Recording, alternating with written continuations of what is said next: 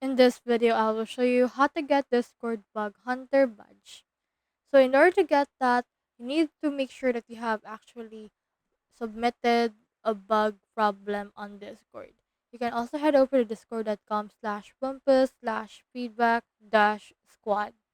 Now from there, click on this apply today. And then from there, it will show you this form.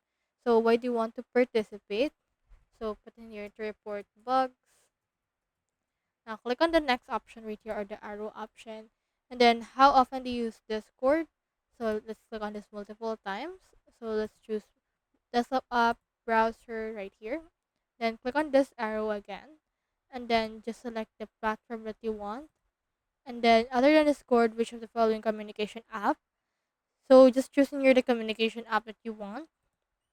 Then click on this arrow again. And then just choosing here and then just answer whatever things that you have right there. Then once you have done that, you should be able to actually join this server for this one, and then you just need to catch a bug in order to get that badge.